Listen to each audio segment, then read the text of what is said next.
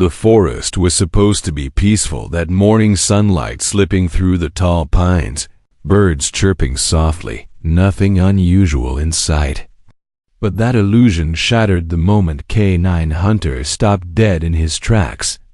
His ears shot up. His body stiffened. Officer Lara had patrolled Redwood Forest for years, but she had never seen her canine partner act like this. Then he lunged toward an old, twisted tree, barking with a desperation she had never heard before. "Hunter, what is it?" Lara whispered, stepping closer, but Hunter wasn't listening. Officer Lara tried to pull him back, but he wouldn't move.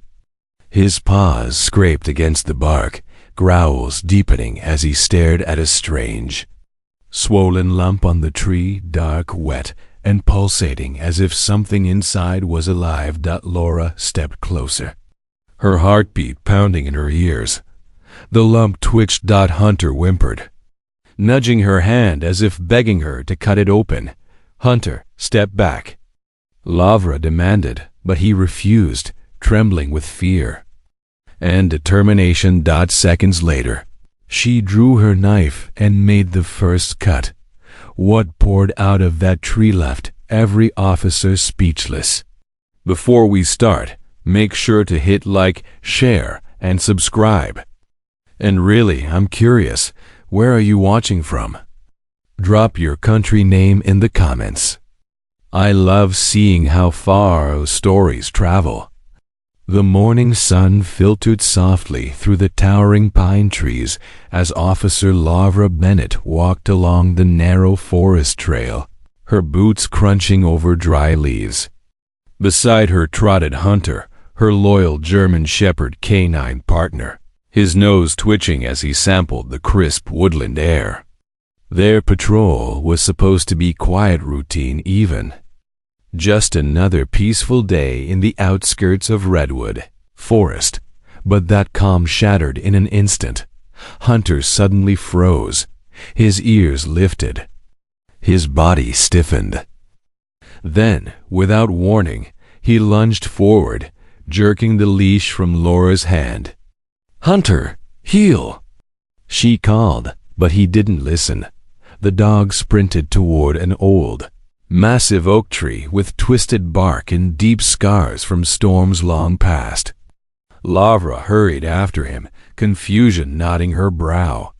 Hunter slammed his paws against the trunk, barking wildly louder, more frantically than Lara had ever heard. His eyes were locked onto a strange, bulging lump in the center of the tree, dark and swollen like the wood itself was rotting from the inside. Lara took a cautious step closer. The lump glistened, as if something wet was seeping through it. And for the first time in years on the force, a shiver crept down her spine. Hunter's barking only grew more frantic, echoing through the forest like an alarm no human could ignore. Lara grabbed his harness, feeling his muscles trembling beneath her grip. This wasn't aggression. This was panic. Something was wrong. "Easy, boy." "What is it?" she murmured, but Hunter scratched harder at the bark, digging into the wood as if desperately trying to reach whatever was inside. His claws left deep marks. His nose pressed firmly against the lump, inhaling sharply, whining in short, distressed bursts. Lara had worked with Hunter for years.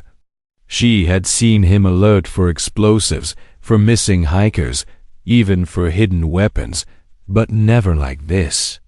He was acting as if a life depended on it. She stepped back and radioed in. "Dispatch, this is Officer Bennett. I need backup at Redwood North Trail. K9 is signaling something unusual, possible entrapment or hidden object." Minutes later, 2 officers jogged up the trail, their eyes widening as they saw the scene. One of them knelt beside the tree, touching the swollen lump cautiously. "What in the world? This isn't natural." The lump pulsed slightly beneath his hand. A thick, dark liquid oozed from a small crack, slowly dripping down the trunk like black tears. Hunter growled low, pulling toward it again, tail stiff, ears pinned back. "Whatever's in there," Lavra whispered. Hunter wants it found, now. The officers exchanged uneasy glances as the dark liquid continued to seep from the swollen tree lump. Hunter's barking intensified, turning raw and desperate, his body rigid, his eyes fixed on the bulge as if he could see straight through the bark. Lara swallowed hard. "We're opening it," she said, pulling the small forest rescue knife from her utility belt. One officer stepped back. "Careful, Lavra. We don't know what's inside." Hunter retreated a few inches, pacing in tight circles, whining anxiously. His ears twitched with every drip of the thick black sap. Lavra knelt beside the tree, feeling the heat radiating from the lump far too warm for any normal tree growth. With a steady breath, she pressed the blade into the bark. The wood gave way much easier than expected. A wet, unsettling rip echoed as she sliced downward. More of the dark liquid poured out, splashing onto the forest floor. The smell hit them next earthy, but wrong. Like something trapped too long without air. "Lavra, stop, something's moving," one officer whispered. Before she could react, a small bundled shape slipped out of the opening and hit the ground with a dull thud. Wrapped tightly in old, rotting cloth, it wriggled once before going still. Everyone froze. Lavra stared at the bundle, her heart pounding in her throat. "That didn't fall out on its own," she whispered. Hunter stepped forward, nose trembling, tail stiff. Whatever was inside was alive and terrified. Laura's breath caught as she slowly reached for the cloth bundle. The fabric was damp, stained with the same dark liquid that leaked from the tree. It looked too old to be anywhere near this forest. Hunter lowered his head beside her, sniffing anxiously, his soft whines turning into urgent huffs. "Easy, boy," she murmured, though her own voice trembled. With careful fingers, she peeled back the first layer of cloth. The officers leaned in. Inside lay a small wooden box, no bigger than a lunch pail, its edges carved with strange symbols loops. Spirals, marks Laura didn't recognize. One officer exhaled sharply. "This looks ceremonial." Lara nodded, but her attention was fixed on the faint scratching sound coming from inside the box. Something was moving. Hunter growled, not out of aggression, but protectiveness. He nudged the box gently, then backed away, pacing anxiously like he was urging them to hurry. Lara lifted the lid. A Toei gasp rippled through the group. Nestled in a bed of dried leaves and torn cloth was a tiny creature, a newborn animal, barely breathing. Its fur was matted, its eyes sealed shut, its body thin and trembling. Someone had deliberately placed it inside the tree, sealed it away to die. Who would do this? An officer whispered. Laura's jaw tightened. This wasn't nature. Someone hid it here intentionally. Hunter barked sharply, as if demanding they save it before time ran out. Lavra gently lifted the fragile newborn from the box, feeling its tiny ribs flutter beneath her fingers. It let out a faint whimper so soft she almost didn't hear it. Hunter leaned in, sniffing the creature with trembling intensity, his entire body softening as he recognized the scent of life hanging by a thread. "It's a fox pup," the wildlife officer confirmed. kneeling beside Lavra, maybe a day old. But why seal it in a tree? Another officer muttered. Who would even think of something like this?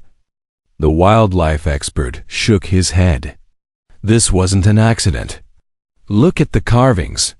Someone used this tree like a hiding place, or a ritual site. Laura's stomach tightened. The symbols, the box, the deliberate sealing, it all pointed to something disturbing. But her eyes drifted to Hunter, who nudged her elbow gently as if reminding her what mattered most right now, saving the tiny life he had sensed long before any human noticed. He must have heard its heartbeat. Lavra whispered. Through the wood. Through everything. Hunter pressed his nose into the pup's fur, releasing the softest whine, almost a plea. The officers exchanged a look. Whatever mystery surrounded this tree, one thing was certain. Hunter wasn't letting this baby die. The forest clearing transformed into a rescue scene within minutes. A wildlife ambulance arrived, its back doors swinging open as two specialists rushed toward Lara. She carefully placed the fox pup into a warm transport blanket, watching as its tiny chest rose and fell with fragile determination. Hunter stayed close, his eyes locked on the pup as if guarding it until the very last second. This little one is dehydrated and underweight, the specialist said, but it's alive. Thanks to your dog. He gave Hunter a respectful nod. Most pups sealed like this wouldn't survive an hour. Lavra exhaled shakily. He wouldn't stop until we found it. As the fox pup was carried to the vehicle, Hunter whined softly, taking a hesitant step toward it. Lavra knelt beside him, resting a hand on his shoulder. You saved it, buddy. You did exactly what you were meant to do. An officer approached, studying the carved wooden box and the symbols burned into its edges. We'll investigate who did this. But one thing's clear, if Hunter hadn't alerted us, we never would have discovered it. Lavra looked at the ancient oak, then at her partner. Out of everyone in this forest, you were the only one who heard it.